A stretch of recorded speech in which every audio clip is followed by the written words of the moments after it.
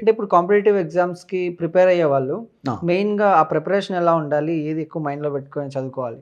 అంటే ప్రిపరేషన్కి ఏది ఎక్కువగా ఉండాలి అని అంటే ఇక్కడ ఒక్కొక్క డిపార్ట్మెంట్కి ఒక్కొక్కటి ఉంటుంది. అంటే ఇప్పుడు పోలీస్ కావాలంటే పోలీసులో ఏమేమి ఉంటాయి, ఎలా ఉంటాయి, పోలీస్ అనేది 3 దశలలో జరుగుతుంది.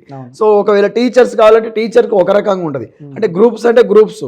సో మరి మన దిల్సుఖ్ నగర్లోనైతే పోలీసు అండ్ టీచర్స్ ఈ రెండింటికి ఒక అడ్డాలాగా చెప్పొచ్చు. Dilsukh Nagar number of coaching centres ఉంటాయి. సో మీకు అక్కడ number of materials, senior faculty అంటే మోస్ట్ సీనియర్ ఫ్యాకల్టీస్ అక్కడ అందుబాటులో ఉంటారు. క్లాస్ నోట్స్లు ఉంటాయి.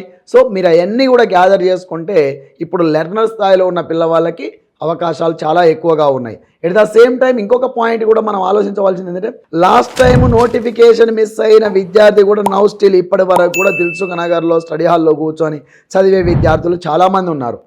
కాబట్టి వాళ్ళతో పోటీ పడాలంటే మనం ఇప్పటి నుండి అయినా కూడా ప్రయత్నం ఆపొద్దు, ఇకనైనా కూడా కొనసాగించుకోవాలి. ఇప్పుడు నిరుద్యోగత అనేది నా యొక్క సజెషన్.